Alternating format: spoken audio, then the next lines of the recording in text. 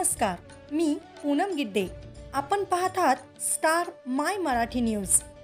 आपली बोली, आपली भाषा.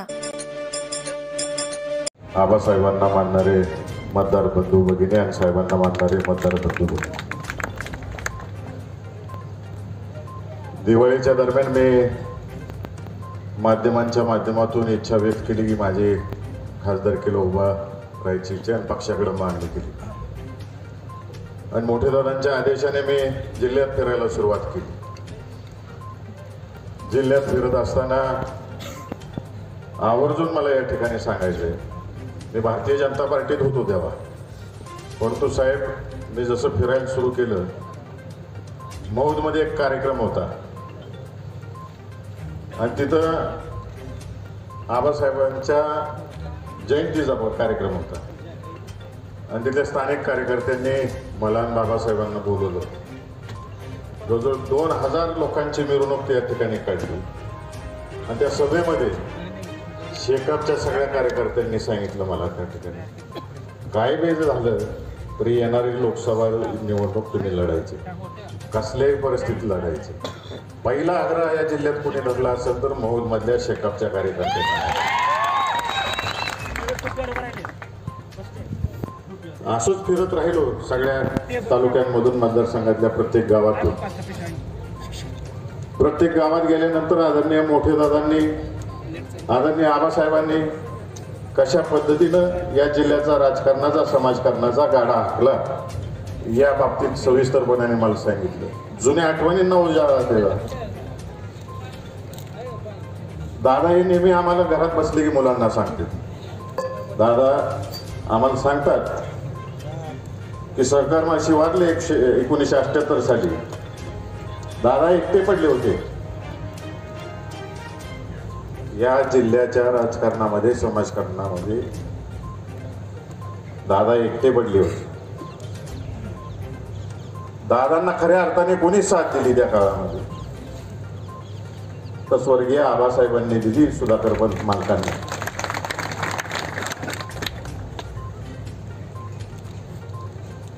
दादा आज सुद्धा ठणकावून आम्हाला सांगतात,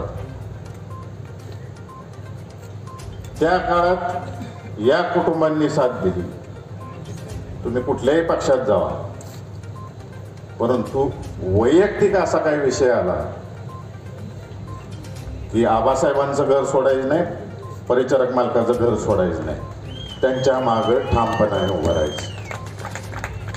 म्हणून मी बैलगाड्या शर्यतीत सांगितलं त्यावेळेस, मी भारतीय जनता पार्टीत होतो, जाहीर 25,000 माग होता त्या दिवशी. ग्वाही दिली मी की बाबासाहेबांच्या आणि माझ्या मैत्रीचं अंतर येणार नाही.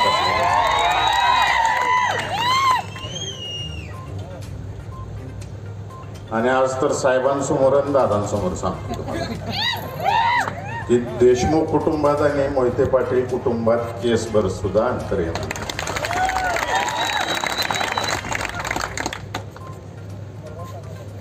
जिल्ह्याची काय परिस्थिती होती त्यावेळेस, धोरण आबासाहेब आखायचे,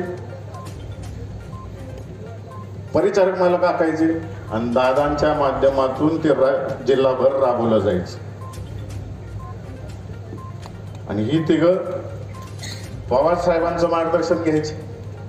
जिल्ह्याची घडी यांच्या कालावधीत कधी मोडकळीच निघाली का, आपला जिल्हा कधी माग गेला का, तुम्हीच सांगायचं. सगळं मोठ्याने ऐकू द्या जरा. हेच मी गेले 6 महिने तुमच्या सगळ्यांकडून ऐकले. सगळ्यांना भीती होती, त्यातल्या त्यात सांगोला तालुक्याला सगळ्यात जास्त भीती होती की मग भारतीय जनता पार्टीत उभा राहतोय काय आणि ह्याला मतदान कसं करायचं. इच्छा तर लय, खरं मतदान कसं करायचं धाकधूक होती सगळ्यांच्या मनामध्ये. परंतु नशिबाने माझी उमेदवारी नाकारली गेली. नाकारल्यानंतर घरी बसलो होतो आठवडाभर, तर जिल्ह्यातल्या लोकांनी दादांना बसू दिलं नाही. दादांना फोनवर फोन, काय लोक येऊन भेटत होते की भायाला पाठवा आमच्याकडे, आम्हाला बोलायचं आहे भायाबरोबर. जसं जसं फिरायला चालू केलं तसं तसं लोकांनी समस्या सांगायला चालू केल्या. करमाळा भागात गेलो, माडा भागात गेलो, पंढरपूर भागात गेलो, तिथं सांगितलं भैया उजनीला लयच कारभारी झाले. कोण बी उठते बोगद्याचा दरवाजा उघडते, कोण बी उठते कॅनलचा दरवाजा उघडते, कोण बी उठते ते धरणाचा दरवाजा उघडते. 68% धरण भरलं होतं या वर्षी. वर्षाचं नियोजन व्हायला पाहिजे होतं आणि सगळ्यांना पाणी द्यायला पाहिजे होतं. 3 महिने कॅनॉल चालू राहिला पंढरपूर भागातला आणि मोहोळ भागातला. गणेश पाटील आहे तिथं स्टेजवर, त्यांना माहिती आहे की मोर्चा काढला मोहोळ आणि पंढरपूरमधल्या लोकांनी, बास झालं पाणी, आम्हाला पाणी नको आहे.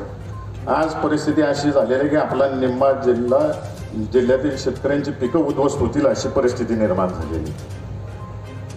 कोणामुळे झाली? कोण एक मालक नाही, कारभारी एक नाही आपल्या जिल्ह्याला, एक विचार राहिलेला नाही जिल्ह्यामध्ये. जी ते आपापल्या तालुक्यापुरतं बघायला लागले. जिल्ह्याचं म्हणून राजकारण या जिल्ह्यात होत नाही, समाजकारण होत नाही. त्या काळी काय संस्था चालू होत्या, प्रत्येकाने एकामेकाची ओढायचीच आणि एकामेकाची जिरवायची, एवढंच धोरण गेल्या 10 वर्षामध्ये आपल्या जिल्ह्यामध्ये राबवलं गेलं. मग हे सगळं ऐकून घेतल्यानंतर करमाळ्यात सुद्धा मला काही गावात तरुण पोरं भेटली, बाबुराव अण्णांच्या घरी तरुण पोरं भेटली. हे इलेक्शन तुमच्या कुटुंबासाठी तुम्ही लढायचं नाही, लवकर निर्णय घ्या, साहेबांची तुतारी हातात घ्या. जाईल तिथं जाती धर्मात भांडणं लावली जातील. शाहू फुले आंबेडकरांचं पुरोगामी महाराष्ट्र आता राहिलेलं नाही. आणि खऱ्या अर्थानं जर हा विचार पुढे न्यायचा असेल तर साहेबांच्या पक्षाच्या चिन्हावर तुम्हाला उभं राहायला लागेल, तरच आम्हाला तुम्ही तोंड दाखवायचं. असं कार्यकर्त्यांनी प्रेम वजा दम मला काय काय गावात न दिला. ही जन्मावरना मी दादांच्या कानावरती घातली, कुटुंबाच्या कानावरती घातली. आणि दादांनी सांगितलं आपल्याला जनतेबरोबर जायचं आहे. आणि आवर्जून मला या ठिकाणी सांगायचं आहे की अलीकडे घर फोडे भरपूर झालेत आणि घर मालकालाच सांगते तुझं घर नाही.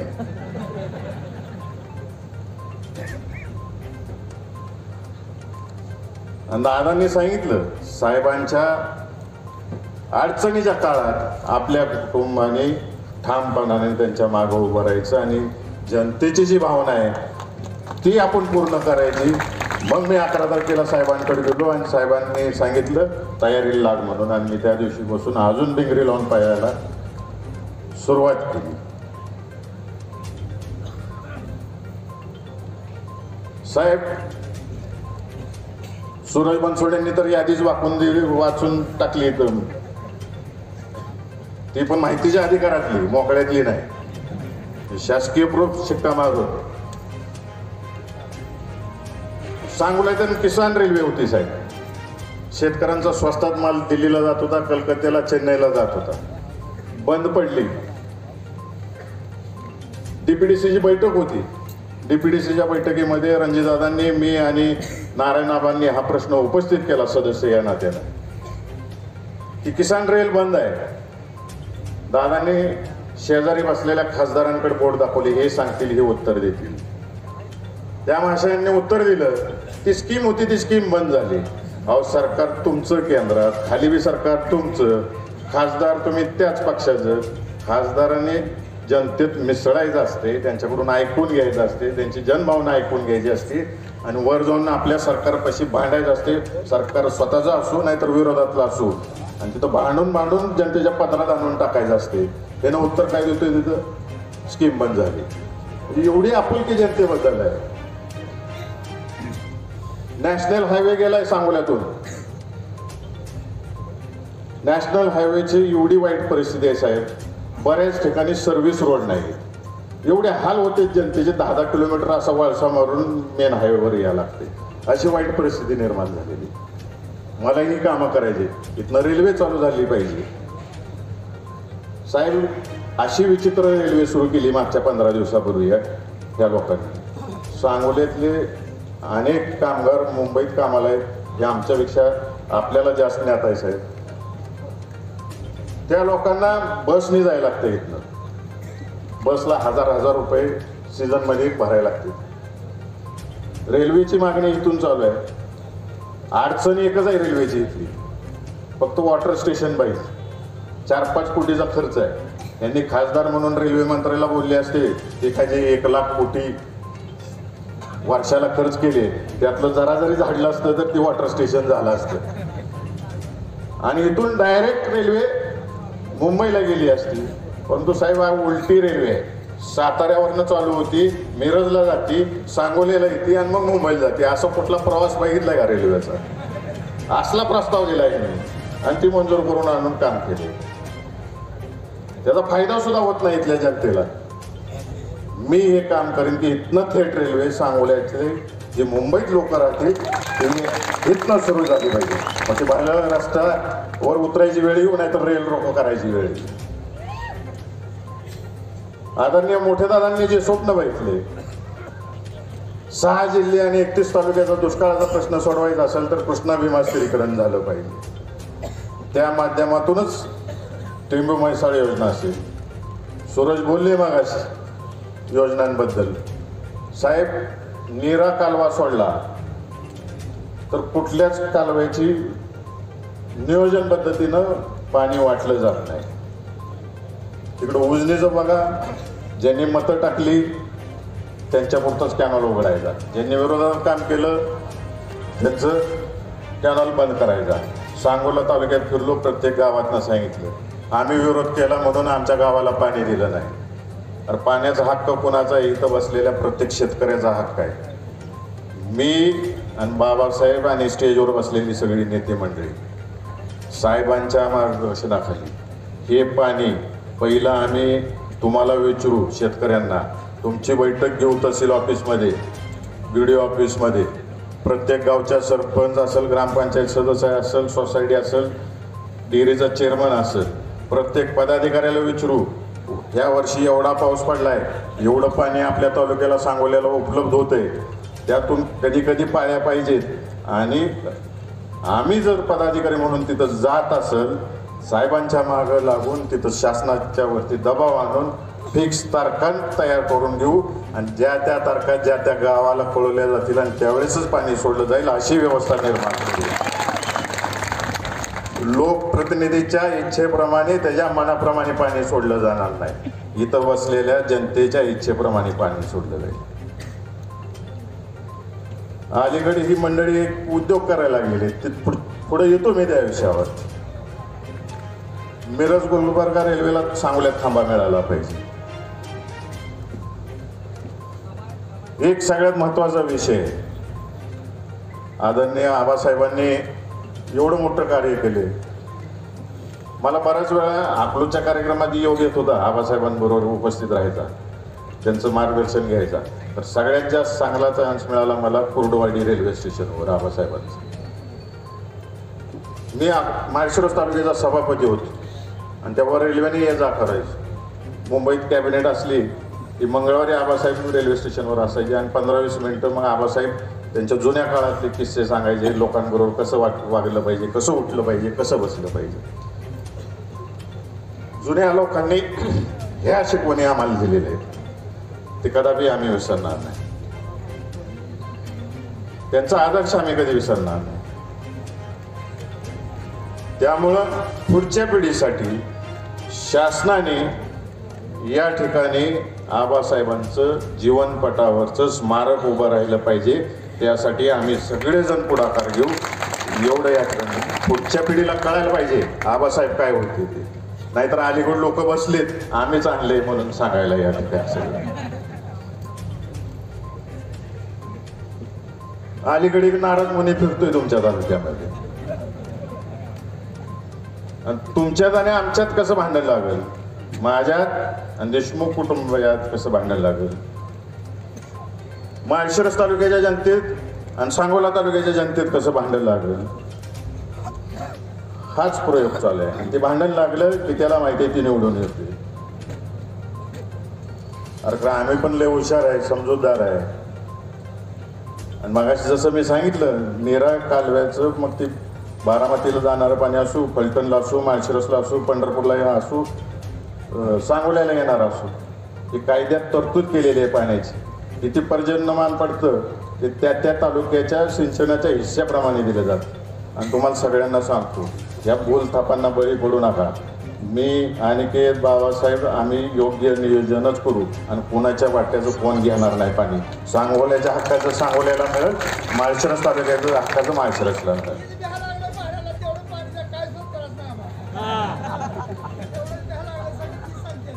ते एवढी गडबडून गेलेली ते टीव्हीला काय बी द्यायला लागले. काल माझ्यावर काहीतरी बोलली वाटतं साहेब. इथल्या लोकप्रतिनिधी जो आहे त्याच्या जिभेवरती सरस्वती आहे आणि एवढं सरस्वती देवाने दिलेली आहे त्याला. काल जी बोलला त्या माझ्यावर बोललाय, मोहिते पाटील कुटुंबावर बोललाय, तुझ्या तोंडातून वाणी निघाली, आम्ही फुलं समजून स्वीकार करतो, अंगावर घेतो ती तुझी सगळी गोष्टी आणि असंच बोलत राहा म्हणून शुभेच्छा देतो. भरपूर बोल, कटाळ येऊस तोपर्यंत बोल. जाता जाता फक्त एक गोष्ट सांगतो तुम्हाला सगळ्यांना. रांगेत 1 किलोमीटर 2 किलोमीटरची रांग असते आणि एक महिला लहान मुलाला घेऊन कडेवर उभी असते. हळूहळू दर्शन होत असते सगळ्यांचं.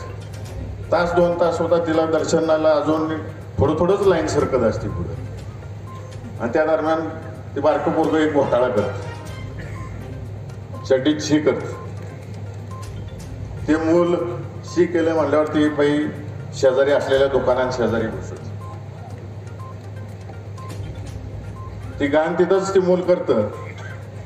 आता लोक बघतील म्हणून ती मुलगी काय करते, आई काय करते, जवळ असलेल्या दोडीतली फुलं काढते आणि त्या शिवरती टाकते. ती लगेच ती पुढं सरकते की मागची महिला येते, ती झाकली गेलेली असते शी की मागची बाई सुद्धा फुलं टाकते. असे प्रत्येक येईल ते भक्त तिथं फुलं टाकते, हळद टाकते, कुंकू टाकते, बुका टाकते. संध्याकाळपर्यंत एवढा ढीग होतो, कमरे एवढा. असा आपण मागच्या इलेक्शनला लोकसभेला आणि विधानसभेला फुलं आणि बुकं लय टाकली. आता साहेबांच्या मार्गदर्शनाखाली ही घाण, ही जे लागलेला ढीग आहे ते आपल्याला साफ करायचं आहे. सांगोल्यातनं बी करायचं आहे आणि माढा लोकसभेतनं पण करायचं आहे.